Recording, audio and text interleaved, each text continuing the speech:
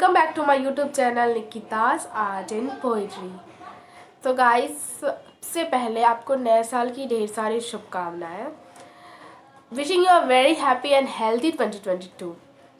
क्यों क्यों मैं ऐसा कह रही हूँ? क्योंकि हेल्दी रहने की तो बहुत ही ज़्यादा ज़रूरत है, क्योंकि अगर हेल्दी रहेंगे तो हैप्पी भी रहेंगे।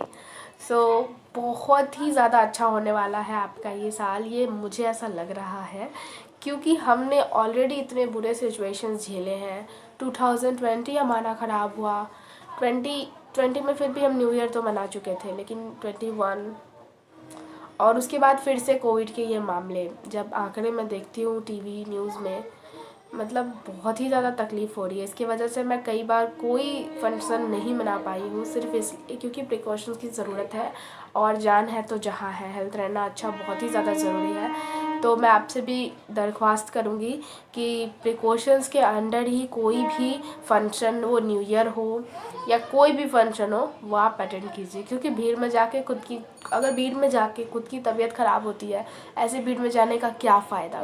तो सबसे पहले अपने इस शरीर का ध्यान रखिए, क्योंकि ये शरीर ही है जो हमें अपने परिवार से और ईश्वर से जोड़ता है। तो ये शरीर का अच्छा रहना बहुत ही ज़्यादा ज़रूरी है। आप समझ पा रहे हैं ना मैं क्या कहना चाहती हूँ? तो इस बात का बहुत ही ज़्यादा ध्यान रखिए। और न्यू ईयर मनाने के साथ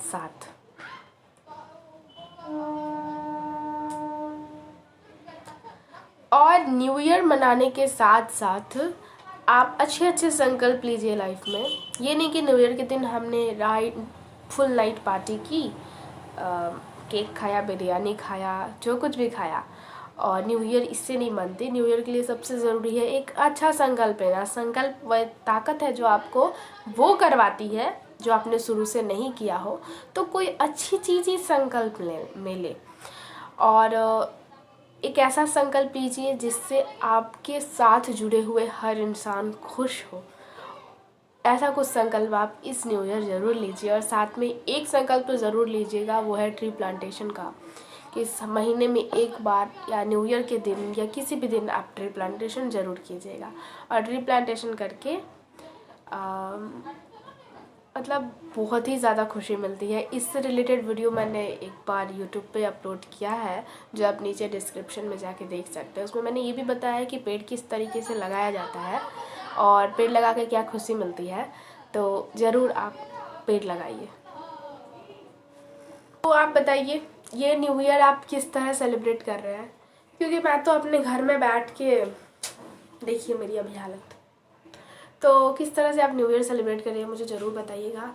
और क्योंकि कोविड के बढ़ते आंकड़े और बहुत ही ज़्यादा सिचुएशन मुझे क्रिटिकल लग रही है, और अभी नहीं संभला गया तो पता नहीं पिछली बार न्यू ईयर मनाने लायक हम बचेंगे या नहीं। ये सोच के मैं फैमिली के साथ ही घर में न्यू ईयर मना रही हूँ। केक काटा, अच्छे डिश बनाए थे, खाया, यहीं तक बस, और इससे ज़्यादा कुछ नहीं। चलिए, न्यू ईयर है तो मैं आपको एक ऐसी पोइट्री सुनाती हूँ जो बहुत ही ज़्यादा मोटिवेट करेगी आपको, क्योंकि आज न्यू ईयर है तो ऐसी पोइट्री तो सुननी पड़ेगी। क्योंकि बचपन में ऐसा सुनती थी कि न्यू ईयर के दिन हम जो कुछ भी करते हैं, मतलब वो पूरे साल होता है उस साल में। तो ऐसा माइंडसेट बचपन में था। मुझे पता है आप लोगों को भी ऐसी कहानियाँ सुनाई गई होंगी। तो चलिए, इसी को आधार पर रख के मैं आज एक बहुत ही अच्छी कविता आपके सामने प्रस्तुत करूँगी, और इसलिए भी करूँगी कि हम सारे साल ऐसी अच्छी अच्छी कविताएं सुन पाए। तो और मुझे सबसे पहले, हाँ एक और बात, मुझे आज मैसेज आया था, एक जन मेरे सब्सक्राइबर है, वो मुझे मैसेज की थी कि दीदी ऐसा होता है मेरे साथ कि मैं न्यू ईयर किसी को विश नहीं करना चाहती हूँ जिसने मेरे साथ बुरा बिहेव किया हो, मुझे इंसल्ट किया हो, तो मैं उसे करूँ या नहीं करूँ, क्योंकि सबको जब भेजने की बात आती है तो मुझे वो याद आ जाते हैं। ऐसा क्वेश्चन मेरे पास आया था।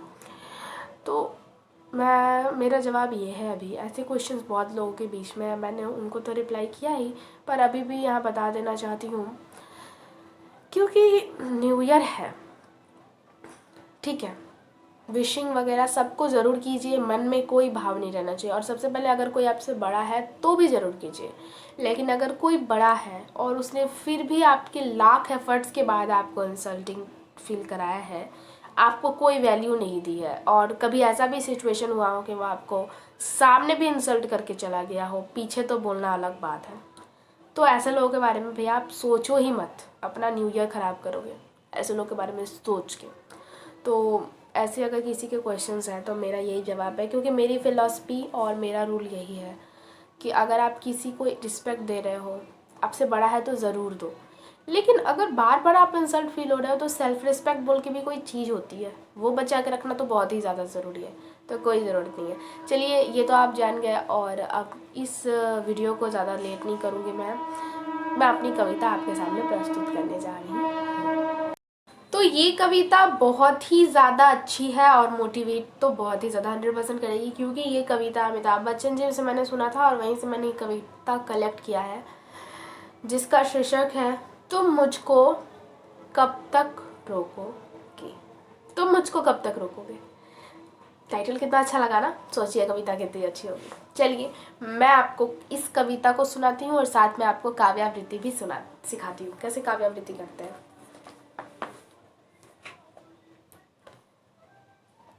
तुम मुझको कब तक रोकोगे, मुट्ठी में कुछ सपने लेकर भरकर जीवों में आशय, दिल में है अरमान यही कुछ कर जाए कुछ कर जाए, सूरज सा तेज नहीं मुझ में दीपक सा जलता देखोगे, तुम मुझे कब तक रोकोगे, अपनी हद रोशन करने से तुम मुझको कब तक रोकोगे। मैं उस माटी का वृक्ष नहीं जिसको नदियों ने सींचा है, बंजर माटी में पलकर मैंने मृत्यु से जीवन खींचा है। मैं पत्थर पर लिखी इबारत हूं, शीशे से कब तक तोड़ोगे, मिटने वाला मैं नाम नहीं, तुम मुझको कब तक रोकोगे, तुम मुझको कब तक रोकोगे। झुक झुक कर सीधा खड़ा हुआ हूं, अब झुकने का शौक नहीं, अपने हाथों से रचा स्वयं, तुमसे मिटने का खौफ नहीं, तुम हालातों की भट्टी में जब भी मुझको झोंकोगे, तब तब कर सोना बनूंगा, तुम मुझको कब तक रोकोगे, तुम मुझको कब तक रोकोगे। इस जग में जितने जुल्म नहीं उतने सहने की ताकत है, दोनों की भी शोर में रहकर सत कहने की आदत है। मैं सागर से भी गहरा हूं, तुम कितने कंकड़ फेंकोगे, चुन चुन कर आगे करूंगा मैं, तुम मुझको कब तक रोकोगे, तुम मुझको कब तक रोकोगे। तो ये थी कविता। आई होप आप सबको कविता बहुत अच्छी लगी हो, और अच्छी लगी हो तो प्लीज़ लाइक कर दीजिएगा, ताकि ऐसी कविता मैं आपके सामने प्रेजेंट करती रहूँ। सब्सक्राइब जरूर कीजिएगा और शेयर करना मत भूलिए। Till then take care, bye bye, मिलते हैं नेक्स्ट वीडियो में।